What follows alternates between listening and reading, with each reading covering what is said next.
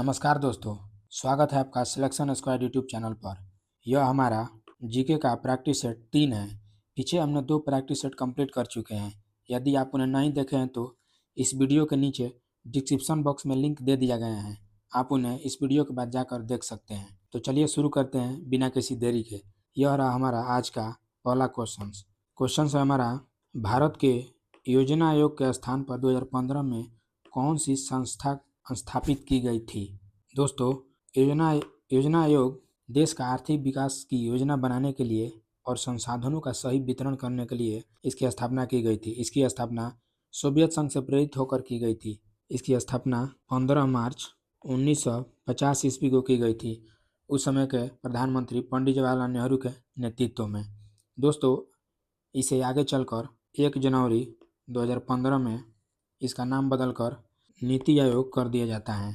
नीति आयोग का full form होता है national institution for transforming India. इसका अध्यक्ष प्रधानमंत्री होता है। हम लोग ऑप्शंस को, पहला ऑप्शन है हमारा नाबार्ड। यह कृषि और ग्रामीण विकास को बढ़ावा देने वाला एक तरह का बैंक है। इसकी स्थापना 1982 ईस्वी में की गई थी। इसका हेडक्वार्टर मुंबई में है एवं इसका फुल फॉर्म होता है national bank for agriculture and rural development. देखते हैं हम लोग अगला ऑप्शन को, आरबीआई का फुल फॉर्म होता है रिजर्व बैंक ऑफ इंडिया। यह भारत का केंद्रीय बैंक है। यह मौद्रिक नीति, बैंकिंग प्रणाली और मुद्रा व्यवस्था को नियंत्रित करता है। इसकी स्थापना 1935 ईस्वी में किया गया था एवं 1949 ईस्वी में इसका राष्ट्रीयकरण किया गया। वर्तमान समय में इसका गवर्नर संजय मल्होत्रा है एवं इसका भी हेडक्वार्टर मुंबई ही है। तो अगला देखते हैं हम लोग सेबी का फुल फॉर्म होता है securities and exchange board of India. यह एक तरह का संस्था है जिसका कार्य शेयर बाजार का विकास करना और निवेशकों के हितों की रक्षा करना। इसकी स्थापना 1988 ईस्वी में की गई थी एवं इसका भी हेडक्वार्टर मुंबई है। यानी इसका आंसर योजना आयोग के स्थान पर जिस संस्था की 2015 में स्थापना की गई थी उस संस्था का नाम नीति आयोग है। यानी इसका आंसर ऑप्शन 2 हो जाएगा, नीति आयोग। को अगला क्वेश्चन है हमारा, भारत के उत्तरी राज्यों में खरीफ फसल के मौसम में उगाई जाने वाली फसल की पहचान करें। दोस्तों, हम जानते हैं कि खरीफ फसल की बुआई जून जुलाई में होती है और अक्टूबर नवंबर में काटी जाती है। इसकी प्रमुख फसल धान, सोयाबीन एवं कपास होता है और आदि होती है। सरसों दोस्तों एक होता है रबी फसल की बुआई अक्टूबर नवंबर में होती है और मार्च अप्रैल में इसका कटाई होता है। इसमें होता है गेहूँ, चना एवं सरसों और अन्य फसल भी होती है। एक होता है जायद फसल। इसकी बुआई मार्च अप्रैल में होती है एवं जून तक इसको काट लिया जाता है। इसमें तरबूज हो जाता है, खीरा होता है, ककड़ी होता है। देख लेते हैं, यानी हमारा इस क्वेश्चन का आंसर हो जाएगा खरीफ फसल। यानी खरीफ फसल कौन हो, हमारा चावल। दोस्तों, सरसों हमारा रबी फसल हो जाएगा, चना भी हमारा रबी फसल है और जौ भी हमारा रबी फसल है। चलिए देखते हैं हम लोग अगले क्वेश्चंस को। अगला क्वेश्चन है हमारा, बांधों का मिलान करें उन पर जिन नदियों पर वो बने हैं। दोस्तों, इन क्वेश्चंस को करने का सबसे बेस्ट तरीका यह है कि हम क्वेश्चंस को नहीं पढ़ेंगे। सबसे पहले हम लोग इसका ऑप्शन को देखेंगे। ऑप्शन में पहला में है हमारा ए का 3, ए का 4, ए का 4, ए का 1। यानी सबसे पहले हम लोग एक को देखते हैं। एक जो बांध है किस नदी पर बना है। तो हम जानते हैं कि जो हीराकुंड बांध है महानदी पर बना है। महानदी कौन सा ऑप्शन पर है, चौथा। जो ए का है वो 4 है। यानी देखते हैं ऑप्शन ए का 4 कौन है, 2 है और 3 में है। यानी हमारा ऑप्शन 1 और 4 नहीं होगा। अब देखते हैं हम लोग बी है हमारा नागार्जुन सागर बांध। दोस्तों, नागार्जुन सागर बांध हम लोग का कृष्णा नदी पर है।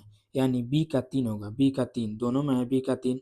आगे देखते हैं सी सरदार सरोवर बांध हम लोग का नर्मदा नदी पर है। यानी बी का 3 भी इसमें है। अब देखते हैं, यानी सी का 2 भी है इसमें। अब देखते हैं अगला डी टेहरी बांध भागीरथी नदी पर है। यानी डी का डी का 5 इसमें, डी का 1 इसमें, यानी डी का 5 होगा, यानी हम लोग का इसका आंसर ऑप्शन 2 होगा। आगे आगे हम लोग का देखने की जरूरत ही नहीं है, फिर भी हम लोग देख लेते हैं। राणा प्रताप सागर बांध जो है वो चंबल नदी पर है। दोस्तों ये जो हमारा टिहरी बांध है, भारत का सबसे ऊंचा बांध है। यह उत्तराखंड में है। ये जो हीराकुंड बांध है दोस्तों, यह हमारा भारत का सबसे लंबा बांध है जो उड़ीसा राज्य में है। तो ये हो गया हमारा तीसरा क्वेश्चन। देखते हैं हम लोग अगले क्वेश्चंस को। अगला क्वेश्चन है हमारा, निम्नलिखित में कौन सा पर्वत शिखर काराकोरम पर्वतमाला में स्थित है। दोस्तों काराकोरम पर्वतमाला हम जानते हैं कि ट्रांस हिमालय का हिस्सा है।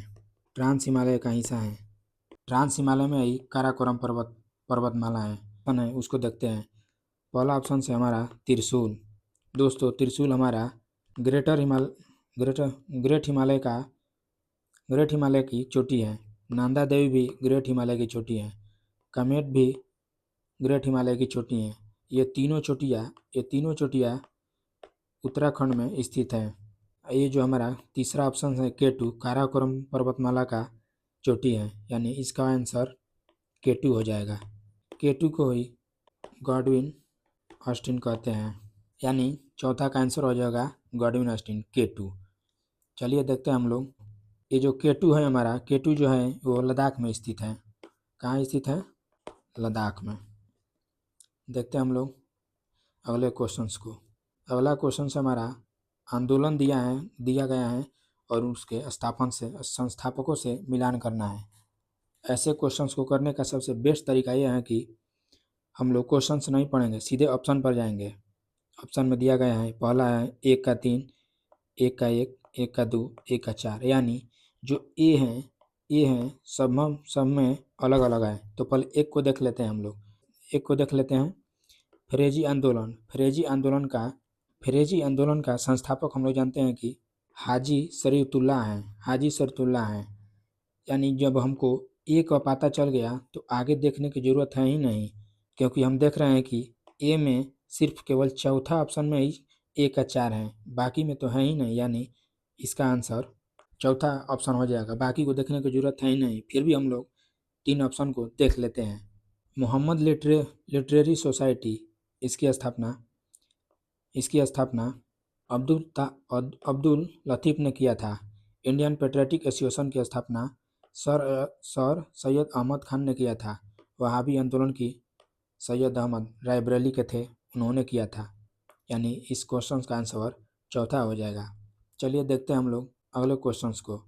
अगला क्वेश्चन है हमारा, भारतीय संविधान के किस अनुच्छेद में उल्लेख है कि जहां एक ही व्यक्ति को 2 या 2 से अधिक राज्यों का राज्यपाल नियुक्त किया जा सकता है, उसे देय उपलब्धियां और भत्ते उन राज्यों के बीच आवंटित किए जाएंगे। दोस्तों हमारे संविधान में आर्टिकल 153 में वर्णित है कि एक राज्यपाल 1 या 2 से अधिक राज्यों का राज्यपाल हो सकते हैं। 153 में ही कहा गया है कि प्रत्येक राज्य में एक राज्यपाल होगा। एक से अधिक राज्यों के भी राज्यपाल हो सकते हैं। आर्टिकल 155 में है, राज्यपाल की नियुक्ति के बारे में बात करता है। राज्यपाल की नियुक्ति राष्ट्रपति के द्वारा होता है, जो राष्ट्रपति के प्रसाद पर्यंत होता है। राज्यपाल का नियुक्ति राष्ट्रपति के द्वारा होता है, राष्ट्रपति के प्रसाद पर्यंत होता है। अगला ऑप्शन से हमारा 156 अनुच्छेद 156, इसमें कार्यकाल के बारे में राज्यपाल के कार्यकाल किया गया है, जो कि हम जानते हैं कि राज्यपाल का कार्यकाल राष्ट्रपति के प्रसाद पर्यंत होते हैं। आर्टिकल 154 में वर्णित है कि आर्टिकल 154 में राज्य की कार्यपालिका की शक्ति राज्यपाल में निहित है। आर्टिकल 114 में राज्य की कार्यपालिका की शक्ति राज्यपाल में निहित है, यानी इसका आंसर हो जाएगा हमारा ऑप्शन है 153। आर्टिकल 153 में कहा गया है कि प्रत्येक राज्य में एक राज्यपाल होगा। एक राज्यपाल जो है वो 1 से अधिक राज्यों के राज्यपाल भी हो सकते हैं। चलिए देखते हैं अगले क्वेश्चन को। अगला क्वेश्चन है हमारा, निम्नलिखित में कौन सा दूत सेल्यूकस प्रथम द्वारा चंद्रगुप्त मौर्य के दरबार में भेजा गया था। कहने का मतलब यह है कि सेल्यूकस जो प्रथम था किसे चंद्रगुप्त मौर्य के दरबार में भेजा था। दोस्तों हम जानते हैं कि फायान चंद्रगुप्त द्वितीय के शासनकाल में आया था। डाइमकस बिंदुसार के शासनकाल में आया था। अलबरूनी महमूद गजनवी के शासनकाल में आया था। और मेगास्थनीज चंद्रगुप्त मौर्य के शासनकाल में आया था। फायान जो आया था चंद्रगुप्त द्वितीय के शासनकाल में। इन्होंने बौद्ध ग्रंथों के अध्ययन के लिए भारत आया था। उसके पुस्तकों से गुप्तकालीन समाज की, प्रशासन की और बौद्ध विहार के बारे में जानकारी मिलती है। डाइमकस बिंदुसार के शासनकाल में आया था। अलबरूनी मोहम्मद गजनवी के शासनकाल में आया था। इसकी पुस्तक का नाम तहकीक हिंद है। इसकी पुस्तक में हमको जानकारी मिलती है कि भारत के समाज, धर्म, विज्ञान और संस्कृति के बारे में जानकारी मिलती है। एवं चंद्रगुप्त मौर्य के दरबार में मेगास्थनी आया था। मेगास्थनी के पुस्तक का नाम इंडिका है। इस पुस्तक में मौर्य प्रशासन, समाज और पाटलिपुत्र नगर का वर्णन मिलता है। यानी जो सेल्यूकस प्रथम था चंद्रगुप्त मौर्य के दरबार में भेजा था किसको? मेगास्थनीज को। देखते हैं हम लोग अगला क्वेश्चन से हमारा। नीचे दिए गए कथनों को, अभी कथन दिया गया है, कारण दिया गया है, दोनों को चुनना है, सही विकल्प चुनना है। अभी कथन है हमारा, भारत की विनिवेश नीति को वर्षों से आलोचना का सामना करना पड़ा है। जी बिल्कुल, ये सही है। क्यों सही है? आइए सबसे पहले हम लोग विनिवेश नीति को समझ लेते हैं। विनिवेश नीति इसे कहते हैं जब सरकार सार्वजनिक क्षेत्र की कंपनियों में अपनी हिस्सेदारी बेचती है किसी निजी व्यक्ति को, तो उसे विनिवेश कहते हैं। इस प्रक्रिया को विनिवेश नीति कहते हैं। इसे आलोचना इसलिए करते हैं क्योंकि लोगों का मानना है कि जब सरकार किसी संस्था को विनिवेश करती है तो लोगों का मानना है कि सरकार सस्ती कीमत पर उसे बेच रही है, कंपनी को बेच रही है। इससे कर्मचारियों की नौकरी का भी खतरा हो सकता है, जिससे निजीकरण होगा। निजीकरण से असमानता में वृद्धि होगी। यानी ये जो ऑप्शन है, ये ऑप्शन हमारा सही है। अब कारण जो दिया गया है, सार्वजनिक क्षेत्र के उद्यमों द्वारा एकाधिकार में वृद्धि नहीं हुई, कमी हुई ना। सार्वजनिक क्षेत्र में असल में जब विनिवेश किया जाएगा तो सरकारी एकाधिकार कम होगा, न कि वृद्धि होगा, क्योंकि निजी क्षेत्र आएगा तो एकाधिकार में वृद्धि नहीं होगी, एकाधिकार में कमी होगी, जो कि ये गलत है। यानी हमारा ऑप्शन ए तो सही है लेकिन आर गलत है। यानी हमारा ऑप्शन ए, देख लेते हैं ऑप्शन को हम लोग। ए और आर दोनों सही है? नहीं। ए और आर दोनों सही है? नहीं। ए सत्य है लेकिन आर असत्य है, ठीक है। ए असत्य है लेकिन आर सत्य नहीं। यानी इसका आंसर हम लोग का ऑप्शन 3 हो जाएगा। देखते हैं हम लोग अगले क्वेश्चन को। अगला क्वेश्चन से हमारा, निम्नलिखित में कौन सा वायुमंडलीय परत युग्म गलत तरीके से मिलाया गया है? यानी जो इसमें वायुमंडलीय परत जो दिया गया है, इसमें जो मिलान किया गया है, सामने जो लिखा गया है, वो कौन सा गलत है? तो देखते हैं हम लोग। मध्यमंडल में उल्काएं जलती हैं, जी बिल्कुल ये सही है। समताप मंडल में ओजोन परत होता है, सही है। बहिमंडल में मौसम बादल, नहीं। मौसम तो हम लोग का मौसम और बादल क्षोभ मंडल में मिलता है। बहिमंडल तो हमारा सबसे बाहरी परत है। तापमंडल, हाँ, तापमंडल में उपग्रह कक्षाएं मिलती हैं। इसे तापमंडल को हम लोग आयन मंडल भी कहते हैं। ओजोन परत ही हम लोग को पराबैंगनी किरणों से बचाता है। तो ये होगा हमारा क्वेश्चन नंबर 9। चलिए देखते हैं हम लोग अगले क्वेश्चंस को। अगला क्वेश्चन से हमारा डिगबोई, मोरान, शिव सागर और नरकटिया तेल क्षेत्र जो है भारत के किस क्षेत्र में स्थित है? डिगबोई, मोरान, शिव सागर और नरकटिया ये सभी भारत के प्रमुख तेल क्षेत्र हैं। ये सभी असम राज्य में स्थित हैं। असम राज्य में स्थित होने का मतलब पश्चिमी घाट में नहीं है, मध्य उच्च भूमि नहीं है, पूर्वी तटीय भूमि में नहीं है।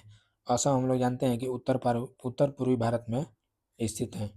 ये जो हमारा डिगबोई है, यह एशिया का सबसे पुरानी रिफाइनरी सबसे पुरानी तेल रिफाइनरी है। चलिए देखते हैं हम लोग अगले क्वेश्चंस को। अगला क्वेश्चन हमारा मिश्रित अर्थव्यवस्था शब्द का क्या अर्थ होता है। मिश्रित अर्थव्यवस्था का अर्थ ही होता है कि मिश्रित अर्थव्यवस्था का अर्थ ही होता है कि जहाँ सरकार और निजी कंपनियां दोनों मिलकर उत्पादन और व्यापार करती हैं। यानी मिश्रित अर्थव्यवस्था में सार्वजनिक और निजी क्षेत्रों का सह अस्तित्व होता है, यानी दोनों मिलकर व्यापार और उत्पादन करते हैं। ठीक है, यानी इसका आंसर हम लोग का ऑप्शन 3 हो जाएगा। अब देख लेते हैं हम लोग अन्य ऑप्शन को। पहला ऑप्शन हमारा निजी स्वामित्व। इसमें मालिकाना हक निजी व्यक्ति के पास होता है। इसमें सरकार का नियंत्रण नहीं होता है। राज्य स्वामित्व में मालिकाना हक सरकार के पास होता है एवं इस पर सरकार का पूर्णतः नियंत्रण होता है। निजी निजी स्वामित्व का उद्देश्य अधिक से अधिक लाभ कमाना है एवं सरकार राज्य स्वामित्व का उद्देश्य अधिक से अधिक जन कल्याण करना है। यानी मिश्रित अर्थव्यवस्था जो है उसका आंसर हम लोग का निजी और सार्वजनिक दोनों हो जाएगा। दोनों का सह अस्तित्व होता है, दोनों मिलकर ही मिश्रित अर्थव्यवस्था बनाता है। चलिए देखते हैं हम लोग अगले क्वेश्चंस को। अगला क्वेश्चन है हमारा दो कथन दिया गया है, दोनों देखना है कि सही कौन है। कथन है हमारा अनुच्छेद 131 संघीय विवादों में सर्वोच्च न्यायालय का मूल अधिकारिता प्रदान करता है।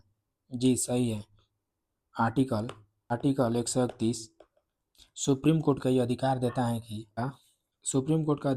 कि वो संघीय विवादों के मामले में वो निर्णय दे। यानी जो संघीय विवाद होता है, संघीय विवाद में क्या क्या होता है। संघीय विवाद में जैसे कि हो गया केंद्र और राज्य के बीच झगड़ा हो गया, राज्य और राज्यों के बीच झगड़ा हो गया, तो इसका अंतिम निर्णय कौन लेता है। यानी इसका अंतिम निर्णय सर्वोच्च न्यायालय यानी सुप्रीम कोर्ट लेता है। यानी ऐसे मामलों की सुनवाई सुप्रीम कोर्ट करता है। किस आर्टिकल के तहत करता है, तो 131 आर्टिकल के तहत करता है। यानी जो कथन एक हमारा सही है। अब कहता है दूसरा कथन कहता है उच्च न्यायालय अनुच्छेद 131 के तहत मूल अधिकारिता का प्रयोग करता है। नहीं, उच्च न्यायालय 131 आर्टिकल के तहत नहीं उपयोग कर सकता है। वो आर्टिकल 226 के तहत मूल अधिकारिता का उपयोग कर सकता है। यानी इसमें केवल ऑप्शन 1 सही है, ऑप्शन 2 सही नहीं है, 1 और 2 नहीं है, तीनों दोनों मिले तो 1 है ही। चलिए देखते हैं हम लोग अगले क्वेश्चंस को। अगला क्वेश्चन है हमारा पर्यावरण संरक्षण अधिनियम 1986 के तहत भारत के ग्रीन क्रेडिट कार्यक्रम का मुख्य उद्देश्य क्या था। ग्रीन क्रेडिट कार्ड का मतलब ये होता है कि अच्छे कार्यों के लिए प्रोत्साहन करना। देखते हैं हम लोग ऑप्शन को।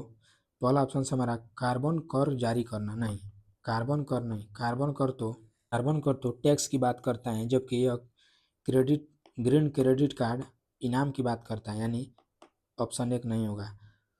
स्वैच्छिक पर्यावरणीय कार्यों को प्रोत्साहित करना, जी ये हो सकता है। अगला देखते हैं हम लोग प्रदूषणकारी उद्योगों को दंडित करना। नहीं, इसका तो काम इनाम देना है, ये तो दंडित करने की बात बोल रहा है, ये नहीं होगा। ग्रीन रियल एस्टेट को बढ़ावा देना, नहीं ये भी नहीं होगा। यानी इसका आंसर स्वैच्छिक पर्यावरणीय कार्यों को प्रोत्साहित करना। देखते हैं हम लोग अगले क्वेश्चन को। अगला क्वेश्चन हमारा कौन सा गवर्नर जनरल अपने कार्यकाल के दौरान अपनाई गई नीति के साथ सही ढंग से मेल नहीं खाता है। पहला ऑप्शन है लॉर्ड कॉर्नवालिस सहायक गठबंधन के साथ यदि था। नहीं, ये गलत है। लॉर्ड कॉर्नवालिस तो अस्थाई बंदोबस्त किया था। अस्थाई बंदोबस्त का जनक एवं भारतीय नागरिक सेवा का जनक कहा जाता है इसे। भारतीय नागरिक सेवा का जनक कहा जाता है। लॉर्ड वेलेस्ली विस्तारवादी की नीति, ये है सही है। लॉर्ड वेलेस्ली का जो सहायक संधि के तहत जो विस्तारवादी नीति अपनाया था, ये विस्तारवादी नीति ही था सहायक संधि के तहत।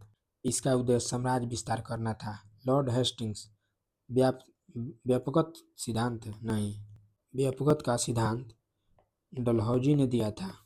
इस सिद्धांत के तहत मान लीजिए कि एक व्यक्ति है और उसका कोई उत्तराधिकारी नहीं है, तो यदि व्यक्ति मर जाता है तो उसकी पूरा संपत्ति सरकार की हो जाती है। इसी को व्यापकत सिद्धांत कहा जाता है। इसकी प्रतिपादन डलहौजी ने किया था।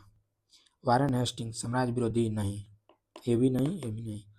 वारेन हेस्टिंग्स साम्राज्य विरोधी नहीं था, ब्रिटिश सत्ता को मजबूत किया, ब्रिटिश सत्ता को मजबूत किया था। इन्होंने ही रिंग फेंस की नीति अपनाई थी। यानी इसका आंसर लॉर्ड ब्लेजली हो जाएगा, जो कि विस्तारवादी नीति के साथ सही से मेल खाता है। अगला क्वेश्चन है हमारा, अंतर्राज्य व्यापार से संबंधित करों पर प्रतिबंध संविधान के अनुच्छेद के तहत उल्लेखित है। यानी जो अंतर्राज्य व्यापार में जो कर होता है वो संविधान के किस अनुच्छेद के तहत प्रतिबंध किया गया है। पहला ऑप्शन है हमारा आर्टिकल 286। आर्टिकल 286 में ही राज्यों की कर लगाने की शक्ति पर अंकुश किया गया है, ताकि पूरे देश में व्यापार को सुचारू रूप से चल सके। यानी इसका आंसर हम लोग का आर्टिकल 286 हो जाएगा। आर्टिकल 269 में यह है कि इसमें केंद्र द्वारा तो कर लगा दिया जाता है, परंतु कर लगाकर राज्यों को सौंप दिया जाता है। आर्टिकल 265 में यह कहा गया है कि बिना किसी कानूनी अधिकार के आप टैक्स नहीं वसूल सकते हैं। आर्टिकल 263 में राज्यों के बीच समन्वय स्थापित करने के लिए इंटर स्टेट काउंसिल की स्थापना बनाने के प्रावधान की बात करता है। यानी अंतर राज्य व्यापार से संबंधित करों पर प्रतिबंध आर्टिकल 286 के तहत लगाया जाता है। चलिए देखते हैं हम लोग अगले क्वेश्चंस को। अगला क्वेश्चन है हमारा, महात्मा गांधी के राजनीतिक गुरु कौन थे। महात्मा गांधी के राजनीतिक गुरु कौन थे। ऑप्शन देख लेते हैं हम लोग। दादा भाई नौरोजी। दोस्तों यह तो दादा भाई नौरोजी भारत का grand old man of India कहा जाता है इन्हें। इन्होंने ही सबसे पहले वैज्ञानिक रूप से भारत का राष्ट्रीय आय निकाला था। उस समय राष्ट्रीय आय 20 रुपया प्रति व्यक्ति बताया था। बाल गंगाधर तिलक गरम दल के नेता थे। इन्होंने ही स्वराज्य हमारा जन्मसिद्ध अधिकार का नारा दिया था। गोपाल कृष्ण गोखले। दोस्तों गोपाल कृष्ण गोखले महात्मा गांधी का राजनीतिक गुरु थे एवं महात्मा गांधी ने इनके सम्मान में पुस्तक भी लिखी, जिस पुस्तक का नाम गोखले माई पॉलिटिकल गुरु। गोखले नरमपंथ दल से थे। लाला लाजपत राय को पंजाब केसरी कहते हैं। यह हो गया हमारा क्वेश्चन नंबर 16। चलिए देखते हैं हम लोग अगले क्वेश्चंस को। अगला क्वेश्चन है हमारा, निम्नलिखित में से किस अधिनियम के द्वारा अंग्रेजों ने भारत में पहली बार सांप्रदायिक निर्वाचन व्यवस्था की शुरुआत की। दोस्तों सांप्रदायिक निर्वाचन व्यवस्था इस व्यवस्था के तहत इसमें किसी विशेष धर्म या समुदाय के लिए अलग निर्वाचन क्षेत्र बनाया जाता है। यानी हिंदू को बनाया जाएगा तो हिंदू को वोट देगा और मुस्लिम को वोट देगा। देखते हैं हम लोग ऑप्शंस को। पहला ऑप्शन है हमारा भारतीय परिषद अधिनियम 1919। इसे मोंटेगू चेम्सफोर्ड सुधार भी कहते हैं। इसने प्रांतों में द्वैत शासन स्थापित की। प्रांतों में द्वैत शासन के क्रम में 2 भागों में बांटा, आरक्षित एवं स्थानांतरित। आरक्षित विषय में था भूमि का राजस्व, न्याय व्यवस्था और पुलिस की देखभाल आरक्षित क्षेत्र में था। और स्थानांतरित विषय में था शिक्षा हो गया, स्वास्थ्य हो गया एवं कृषि हो गया एवं अन्य थे। देखते हैं हम लोग अगले ऑप्शंस को। अगला ऑप्शन है हमारा भारतीय परिषद अधिनियम 1861। इसे 1857 की क्रांति के बाद लाया गया था। इसमें पोर्टफोलियो जो सिस्टम था, पोर्टफोलियो सिस्टम को अपनाया गया इसके तहत एवं अध्यादेश जारी करने का शक्ति गवर्नर जनरल को दिया गया। दोस्तों अगला ऑप्शन है हमारा भारत शासन अधिनियम 1909। इसे मार्ले मिंटो सुधार भी कहते हैं। यही अधिनियम भारत में सांप्रदायिक निर्वाचन व्यवस्था की शुरुआत की थी। देखते हैं हम लोग अगला ऑप्शन 1892 भारत शासन अधिनियम 1892। इसमें अप्रत्यक्ष चुनाव और बजट पर चर्चा करने का अधिकार देता है यह अधिनियम। यानी अंग्रेजों ने जो भारत में पहली बार सांप्रदायिक निर्वाचन व्यवस्था की शुरुआत की थी वह भारतीय शासन अधिनियम जो 1909 को है जिसे मार्लियामेंटो सुधार कहते हैं, इस अधिनियम के तहत इस सांप्रदायिक निर्वाचन व्यवस्था की शुरुआत की गई थी। चलिए देखते हैं हम लोग अगले क्वेश्चंस को। अगला क्वेश्चन है हमारा, किस राज्य के पारंपरिक ब्लेड दाव को नवंबर 2025 में जीआई टैग मिला। जो दाव होता है एक तरह का चाकू होता है तलवार जैसा। यह दाव अरुणाचल प्रदेश का जीआई टैग बना। बिहार के टैग में आ जाता है मधुबनी पेंटिंग हो गया, जर्दालू आम हो गया, जर्दालू आम के बाद मगही पान हो गया, शाही लीची हो गया। पश्चिम बंगाल में आ गया। पश्चिम बंगाल में आपको मिल जाएगा मंदारिन संतरे जो हैं, जो कि दार्जिलिंग में होता है, उसको जीआई टैग दिया गया। अब मध्य प्रदेश में जो हीरा है पन्ना जिला में, उसको जीआई टैग मिला है। जो दाव है हमारा अरुणाचल प्रदेश में। ये हो गया हमारा क्वेश्चन नंबर 18। चलिए देखते हैं हम लोग अगले क्वेश्चन को। अगला क्वेश्चन है हमारा, वंदे मातरम भारत का राष्ट्रीय गीत के संदर्भ में कौन सा कथन गलत है।